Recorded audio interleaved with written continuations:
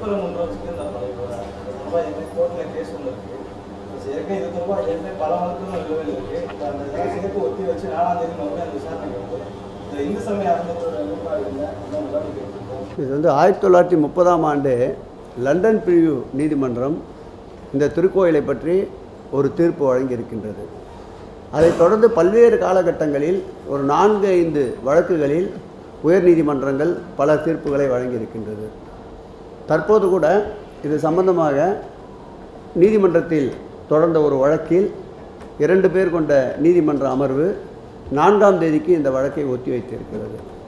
அரசினுடைய நிலைப்பாடை பொறுத்தளவில் எல்லோருக்கும் எல்லாம் அவரவர்கள் விரும்புகின்ற அவர்கள் மத சடங்குகள் முன்னோர்கள் எப்படி அதை பின்பற்றி வந்தார்களோ அதே நிலை தொடர்ந்தால் அனைவருக்கும் அமைதியான ஒரு சூழல் அமையும்.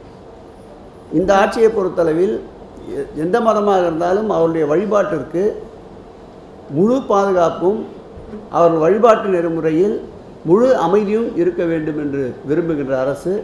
ஆகவே நேற்றைக்கு முந்தைய தினம் கூட மருதமலையில் என்னை பேட்டி கண்டபோது சொன்னேன், இது பொது பிரச்சனையாக ஆக்கிவிடாதீர்கள்.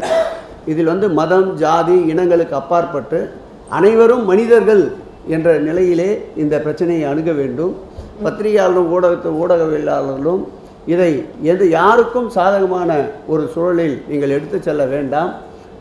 முதலமைச்சரை பொறுத்தளவில் எல்லோருக்கும் எல்லாம் என்று ஆட்சி நடத்துபவர். ஏற்கனவே என்ன நடைமுறைகள் இருந்ததோ அதன்படியே பயணித்தால் யாருக்கும் எந்த விதமான பாதிப்பும் யாருக்கும் எந்த விதமான சங்கடங்களும் ஏற்படாது. உச்ச நீதிமன்றத்தில் இந்த வழக்கு இருப்பதால் இது குறித்து மேலும் விவரமாக செல்வது அவ்வளவு சரியானதாக இருக்காது.